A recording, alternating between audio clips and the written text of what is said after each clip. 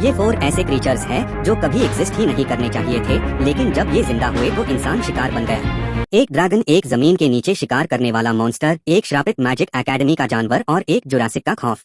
उसके पैरों के नीचे पड़ा पत्थर अपनी आंखें खोल देता है, लेकिन तभी उसका साथी कुछ अजीब महसूस करता है। आदमी के पैरों के नीचे एक रहस्यमयी जीव उसे नदी में धक्का दे देता है। उसका साथी दाशियोंग उसे पकड़ने के लिए अपना भाला उसकी ओर फेंकता है, लेकिन वो जीव भाले को तोड़ देता है और उसे वापस उनकी तरफ फेंक देता है। दाशियोंग झरने के अंदर जाकर सच्चाई जानना चाहता है, तभी अचानक अंदर से आग की लपटें बाहर निकलती हैं और जब वो जीव झरने से बाहर आता है वो कोई साधारण जीव नहीं बल्कि एक प्राचीन विशाल ड्रैगन होता है। ड्रैगन के भागने की कोशिश करते ही दाशियोंग घोड़े पर सवार होकर उसका पीछा करता है। जैसे ही ड्रैगन उड़ने वाला होता है वो अपने बैग से रस्सी निकालकर रस्सी ड्रैगन के पंजों में उलझ जाती है, लेकिन ड्रैगन उसे घसीटते हुए आगे बढ़ने लगता है। लेकिन आखिरी समय पर दाशियोंग एक गिरे हुए पेड़ से रस्सी बांध देता है। अनजान ड्रैगन उड़ने की कोशिश करता है और अचानक जमीन पर जोर से गिर पड़ता है। मौका देखकर दाशियोंग अपनी तलवार निकालता है और ड्रैगन पर हमला कर देता है, लेकिन ड्रैगन भी पीछे हटने वालों में से नहीं, वो अपनी मजबूत पूंछ से लगातार हमला करता है। एक वार से बचते ही अगले ही पल दाशियोंग 100 मीटर दूर जा गिरता है। उसकी जान जाते जाते बचती है। ड्रैगन फिर से अपनी कठोर पूंछ से हमला करता है,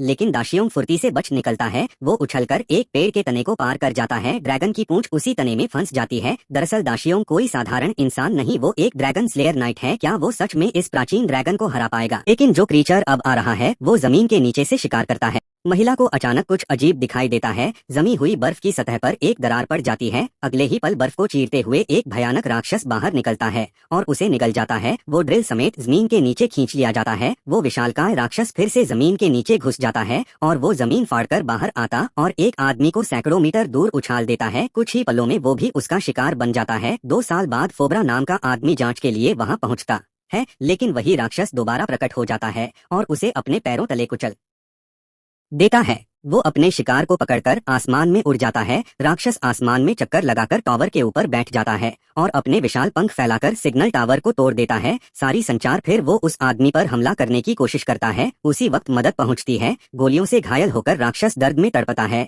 और सबकी आंखों के सामने भाग निकलता है, लेकिन उसके सूटकेस के पहियों की आवाज जमीन के नीचे छिपे राक्षस का ध्यान खींच लेती है। एक साथी तुरंत उसे चुप रहने को कहता है, क्योंकि उस राक्षस की आंखें नहीं हैं, वो सिर्फ आवाज सुनकर शिकार करता है। उस खतरनाक जगह को छोड़ने पर जोर देता है। जब साथी पीछे मुड़कर देखता है तो राक्षस पहले ही पास आ चुका होता है। उसके पास भागने के अलावा कोई रास्ता नहीं बचता। अगले ही पल वो आदमी हमेशा के लिए गायब हो जाता है। बाकी लोग तुरंत घर के अंदर छिप जाते हैं। वो योजना बना ही रहे होते हैं कि राक्षस से कैसे निपटा जाए कि अचानक 10 मीटर मोटी फर्श को वो एक ही वार में तोड़ देता है। लोग हथियार उठाकर लगातार फायरिंग करते हैं, लेकिन पर असली खौफ तब शुरू होता है जब इंसान खुद मॉन्स्टर बनने लगे। पानी के अंदर जैसे कुछ हिल रहा था। जैसे ही महिला ने अपना हाथ पानी में डाला, अंदर छिपे किसी रहस्यमयी जीव ने उसकी बाह पकड़ छोटी छोटी मछलियां उसकी आंखों के सामने इकट्ठी होकर एक इंसानी हाथ का रूप ले लेती हैं। पानी से एक इंसानी आकृति बाहर आती जो लड़की जादुई अकादमी की छात्रा थी और पिछले 100 सालों से पानी में सील कर दी गई थी, लेकिन वो सुनहरी रोशनी में बदलकर आसमान की ओर उड़ जाती है और धीरे धीरे गायब हो जाती है। अचानक जंगल से एक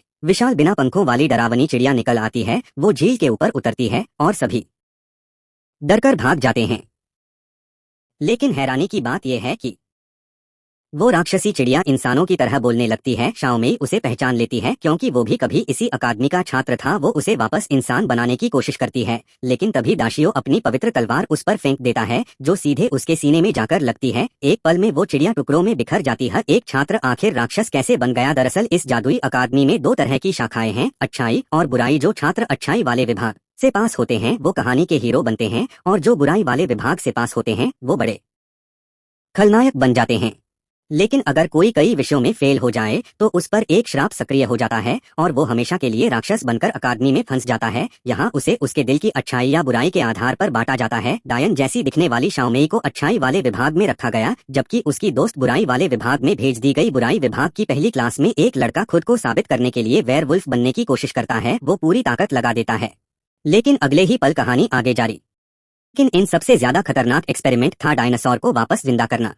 ये अरबों साल पुराना एक एम्बर जिसके अंदर एक प्राचीन विशाल मच्छर कैद है। ये मच्छर इंसानों का खून नहीं पीता था बल्कि डायनासोर का खून चूसता था। एक दिन जब वो खून पीकर पेड़ पर बैठा आराम कर रहा था तो बहते हुए पेड़ के राल ने उसे पूरी तरह ढक लिया। अरबों साल बाद कुछ खनिकों को वो एम्बर मिलता है। वैज्ञानिक पहले ड्रिल से उसमें छेद करते हैं, फिर सावधानी से मच्छर की पूंछ से खून निकाल लेते हैं। उस डायनासोर के खून को मेंढक के जीन के साथ मिलाकर आखिरकार एक जुरासिक युग का डायनासोर जन्म लेता है। जुरासिक पार्क को खोलने के लिए मालिक ओल्ड व्हाइट जीव विज्ञानी विशेषज्ञों को बुलाता है। जैसे ही वे पार्क में प्रवेश करते हैं, उनके सामने लगभग 100 मीटर ऊंचा एक लंबी गर्दन वाला डायनासोर गुजरता है। फिर वे प्रजनन केंद्र में जाते हैं, जहां वे एक छोटे डायनासोर का जन्म देखते हैं। देखभाल करने वाला बताता है कि ये एक वेलोसिरैप्टर है। अंकल का चेहरा तुरंत सख्त हो जाता है, क्योंकि वेलोसिरैप्टर मांसाहारी होता है और सबसे खतरनाक बात, वो बेहद गुस्सैल और चालाक होता है। वे रैप्टर के बाड़े में पहुंचते हैं और ठीक उसके खाने का समय होता है। एक बड़ा भैंसा हवा में लटकाकर अंदर छोड़ा जाता है। अगले ही पल अंदर से भयानक दहाड़ सुनाई देती है और पलक झपकते ही भैंसा पूरी तरह खा लिया जाता है। हड्डियां तक नहीं बचती। पार्क की सुरक्षा जांचने के लिए